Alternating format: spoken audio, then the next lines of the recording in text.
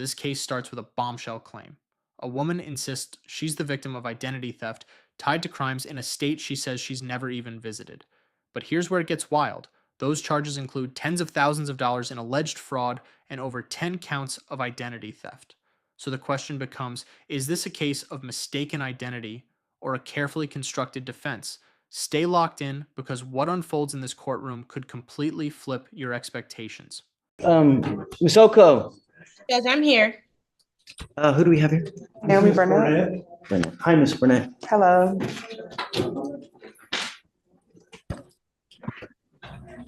Okay, so it looks like you're wanted somewhere. I don't know where. One out of Rutherford County, Tennessee. Warrant was issued out on September 9, 2024 for 3 charges: theft of property $60,000 to $250,000, and identity theft of at least 10 counts, and a fraudulent use of a $60,000 to $250,000. I will obviously be opposed to a bond. She already waived on November 20th. Does she have an open local as well? No, Judge. Why did it get reset so much? I do not know. Well, it's carried over. Oh, it's carried. Okay. Ms. Oko. Judge, so Ms. Burnett does tell me that she's a victim of identity theft. So she's believing that this is just stemming up from someone else using her identity to do different things that she has no, and she did write a report on this, I believe, a few weeks before this charge came down on her. So you're telling me that the felony capias and the 60,000 to 250,000 theft of property and the 10 count identity theft, the fraudulent use of a debit card of 60,000 to 250,000, all that was someone else? Yes, Judge, that's what I'm being told. Ms. Burnett, go ahead. Yes. So last year, I already filed a police report against Cash's bond. He stole my social security number and he used it to open up an electricity bill in my name. And I also have other charges against him regarding burglary of inhabitation. He broke into my house and stole my phone, and he stole money from me. And he also put his hands on me. So I'm guessing these charges are from him. I've never been to Tennessee before in my life.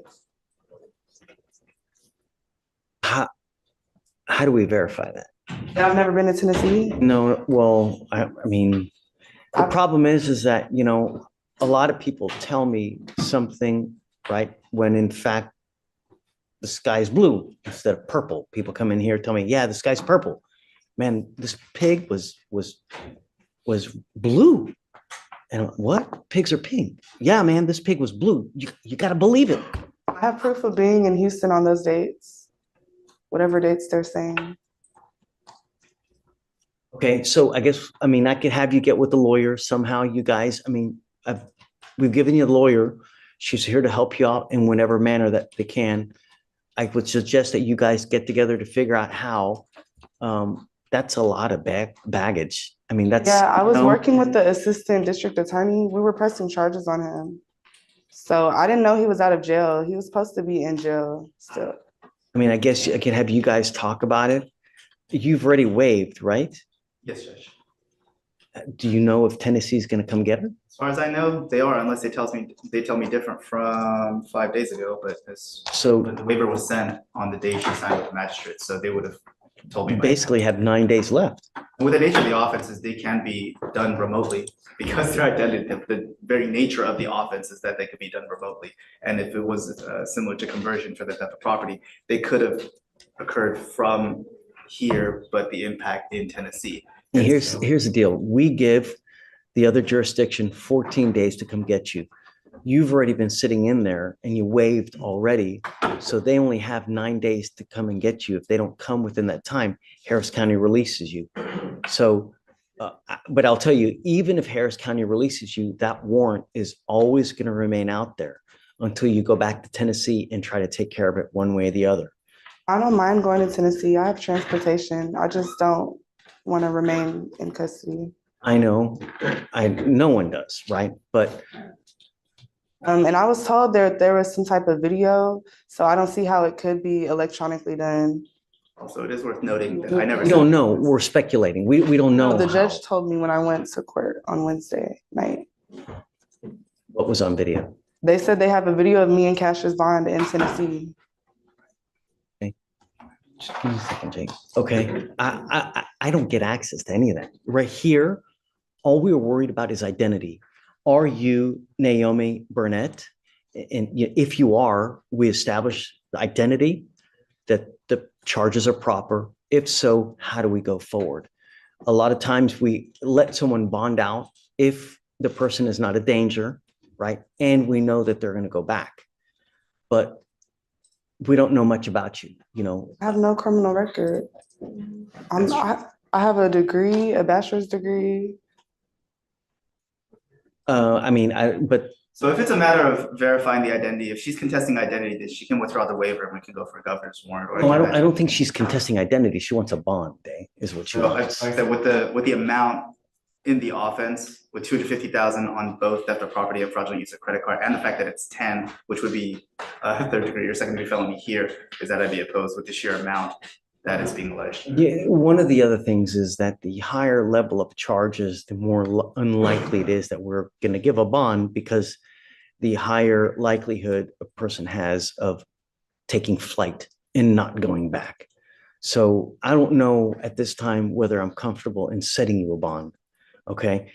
I don't know what connections you have here. I don't know what connections you have there. And the last thing I want to do is lose you, because that's a lot of stuff to answer to. And we want to make sure that, you know, whoever it is that has those charges is able to answer up to those charges.